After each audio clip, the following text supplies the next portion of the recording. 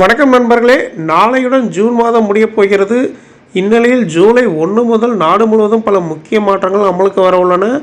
Passport கட்டணம், ஆதார் விவரங்களை புதுப்பித்தல், ரயில்வே அபராத மாற்றங்கள், சமையல் எரிவாயு சிலிண்டர் விலை உள்ளிட்ட பல மாற்றங்கள் மக்களின் அன்றாட வாழ்க்கையில் நேரடி தாக்கத்தை ஏற்படுத்தும். இப்போது இது குறித்த விரிவான தகவலை நம்ம பார்க்கலாம். அதுக்கு முன்னாடி நீங்கள் நம்ம சேனலுக்கு புதுசாக வரீங்க அப்படின்னா மறக்காமல் சப்ஸ்கிரைப் பண்ணிவிடுங்க. அப்படியே பக்கத்தில் இருக்கக்கூடிய பெல் பட்டனை கிளிக் பண்ணிவிடுங்க. அப்போ இது போன்ற முக்கியமான தகவல் வந்து நோட்டிஃபிகேஷனாக உங்களுக்கு உடனுக்குடன் வரும். வாங்க வீடியோக்குள்ளே போகலாம். ஃபஸ்ட்டு பார்த்தீங்கன்னா பாஸ்போர்ட் கட்டணம்.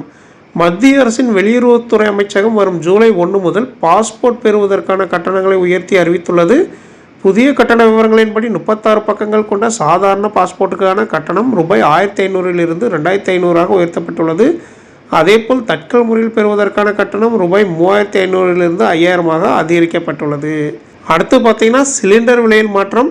ஒவ்வொரு மாதத்தின் முதல் நாளில் பொதுத்துறை எண்ணெய் நிறுவனங்கள் சமையல் எரிவாயு சிலிண்டர் விலைகளை ஆய்வு செய்து தேவையான மாற்றங்களை அறிவித்து வருகின்றன. மேற்கு ஆசியாவில் நீடிக்கும் பதற்றமான சூழல் மற்றும் சர்வதேச எரிசக்தி சந்தையின் மாற்றங்கள் காரணமாக கடந்த சில மாதங்கள் எல்பிஜி விலைகளில் ஏற்ற இறக்கங்கள் காணப்படுகின்றன.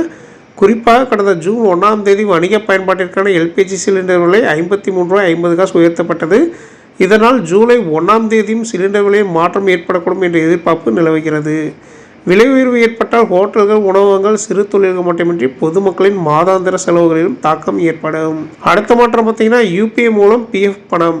அதாவது ஜூலை மாதத்தில் இபிஎஃப்ஓ 3.0 தளம் அறிமுகமாகும் என எதிர்பார்க்கப்படுகிறது.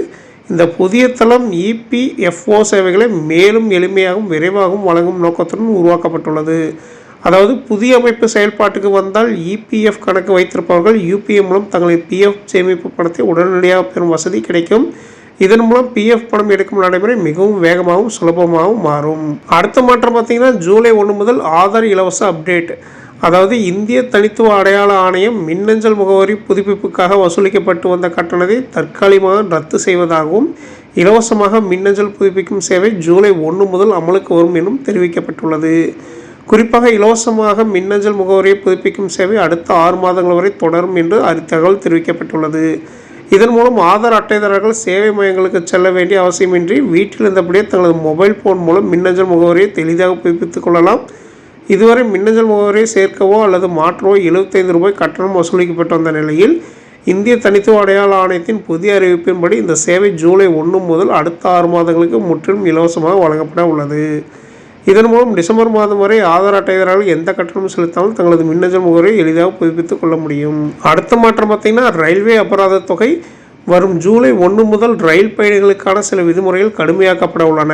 இதற்காக ரயில்வே திட்டத்தின் சில பிரிவுகளில் அரசு திருத்தங்கள் மேற்கொண்டுள்ளன.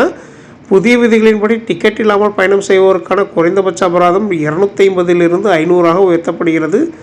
மேலும் ரயில் நிலையங்களில் அனுமதியின்றி பொருட்கள் விற்பனை செய்வது, நடைபாதை வியாபாரம் மேற்கொள்வது அல்லது பிச்சை எடுப்பது போன்ற செயல்களுக்கு ₹2000 வரை அபராதம் விதிக்கப்படலாம். ரயில்களில் ஆபத்தான பொருட்களை எடுத்து செல்வதற்கான நடவடிக்கைகளும் கடுமையாக்கப்பட்டுள்ளன. இது போன்ற விதிமீறல்களுக்கு குறைந்தபட்சம் ₹10,000 அபராதம் விதிக்கப்படலாம். சம்பவத்தின் தீவிரத்தை பொறுத்து குற்றவாளிகளுக்கு சிறை தண்டனை வழங்கப்படும் வாய்ப்பு இருப்பதாக தெரிவிக்கப்பட்டுள்ளது. அடுத்த மாற்றம் பார்த்தீங்கன்னா கிரெடிட் கார்டுகளுக்கு வரும் புதிய விதிகள். வரும் ஜூலை 1 முதல் சில கிரெடிட் கார்டுகளுக்கான ரிவார்ட் புள்ளிகள் மற்றும் சலுகை விதிகளில் மாற்றம் வரலாம். குறிப்பாக எஸ்பிஐ கார்டின் சில கார்டுகளுக்கு புதிய விதிகள் அமலாகும் என கூறப்படுகிறது.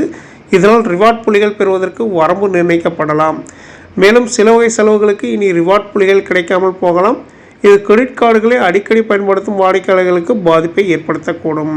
ஓகே நண்பர்களே, இது போன்ற பல முக்கியமான தகவல்கள் பற்றி தெரியணும் அப்படின்னா நம்ம சேனலை சப்ஸ்கிரைப் பண்ணிக்கோங்க. நன்றி.